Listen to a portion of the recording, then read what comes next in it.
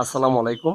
ঠিক এই মুহূর্তে যারা ভিডিওটা দেখতেছেন একটা বিষয় খেয়াল করেন, একটু কাছে নাও তো, মানে কবুতরগুলাকে একটু দেখাও। জাস্ট আমার কবুতরগুলাকে একটু দেখাও। দেখেন প্রত্যেকটা খাঁচার কবুতরগুলা কিভাবে খাবারগুলা খাইতেছে দেখেন। এখন আপনাদেরকে যদি একটা বিষয় আমি ক্লিয়ার করে ধারণা দিতে চাই, সেটা হইল আমার এই কবুতরগুলাকে আমি কিভাবে আহ, সুরক্ষিত রাখতে পারছি এবং কিভাবে এদেরকে যত্ন নিয়ে এদের কাছ থেকে ডিম বাচ্চা বের করতেছি, এটার পূর্ণাঙ্গ ডিটেলস যে একটা ধারণা, এটা কিন্তু প্রত্যেকটা ভিডিওর মাধ্যমে স্টেপ বাই স্টেপ দিয়ে যাওয়ার চেষ্টা করতেছি।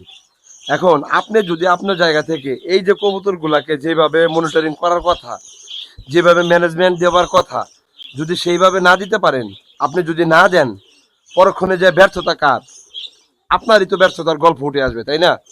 আর মাঝখান থেকে আমি ভালো ম্যানেজমেন্ট দিতেছি, ভালো একটা গাইডলাইন মেনটেন করতেছি। ইভেন কোন সময় ধরে কোন মেডিসিনগুলো দেওয়া লাগে, কোন সময় ধরে কোন খাবার ব্যবস্থাপনা দেওয়া লাগে, এগুলা মনিটরিং করার কারণে আমি কিন্তু আপনি যে জায়গাতে লস করতেছেন, লুজার হচ্ছেন, সেম জায়গাতে কিন্তু আমি কিন্তু রেজাল্ট ভালো পাইতেছি, মাশাল্লাহ ভালো একটা কাম ব্যাক করতে পারতেছি। কি বলছি বুঝছেন? তো এই সময়ে, এই বর্ষা মৌসুমে, এই মাঝে মধ্যে আপনার রোদ উঠবে, মাঝে মধ্যে আপনার বৃষ্টি নামবে, মাঝে মধ্যে গরম আবহাওয়া আসবে। এই আবহাওয়ার ভিতরে কবুতরগুলা নিয়ে খুব বেশি টেনশনে থাকতে হয়, কারণ এই সময় তো কবুতরের ভিটামিনে ঘাটতি পড়ে যায়, থাইমিনে ঘাটতি পড়ে যায়, যার কারণেই কবুতরে দেখবেন মুখে ক্যাঙ্কার হয়, মানে মুখে ঘা হয়। কবুতরে দেখবেন টালডোক হয়। কবুতরের বাচ্চা বাচ্চা বয়স কবুতরে দেখবেন যে আপনার প্যারালাইজড হয়ে যাইতেছে, পা বাঁকা হয়ে যাইতেছে। এই যে বুকের যে পাদরটা আছে, এই বুকের পাদরে যে হাড়টা আছে ওদের, ওই হাড়টা সরু হয়, আঁকা বাঁকা হয়ে যায়।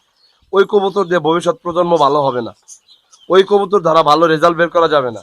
তো যার কারণেই এই যে যে নিউট্রিমিক্স নামে B1 B2, এই যে থাইমিন প্লাস হচ্ছে হলো ভিটামিন বি কমপ্লেক্স, এই মেডিসিনটা যে বারবার আপনাদেরকে দেখাই, কি জন্য দেখাই?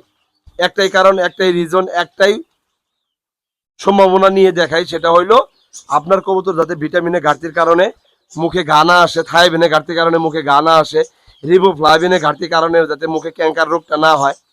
হ্যাঁ, ইভেন ভিটামিন বি কমপ্লেক্স ঘাটতির কারণে কবুতর যাতে টাল রোগ অথবা আপনার কি বলে এটাকে প্যারালাইজ না হয়ে যায়, বুকের পাঁজরে হাড় আঁকা বাঁকা না হয়, কবুতরের বাচ্চা দুইটা যাতে সম্পূর্ণরূপে বাইরে বের হতে পারে।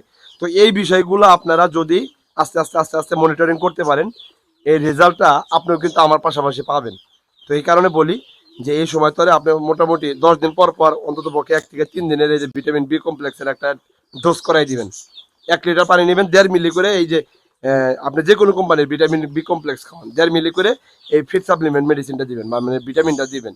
তাতে করে যেটা হবে, আপনার কবুতর টাল রোগ হবে না, ডিম বাচ্চা ঠিক মতো করবে, বুকের বাজার হাড় বাঁকা হবে না, কবুতরের বাচ্চার পা প্যারালাইজড বা আঁকা বাঁকা কোনো রেজাল্ট আসবে না, খুব ভালো একটা রেজাল্ট আসবে। এবং কবুতরের কাছ থেকে যত্নশীল ভাবে আপনি ডিম বাচ্চাগুলো পাবেন। ভিডিওটা কেমন লাগলো অবশ্যই কমেন্ট করে জানাবেন, আর কবুতর পালন সম্পর্কে বিস্তারিত জানতে আমার সাথে কানেক্ট থাকবেন।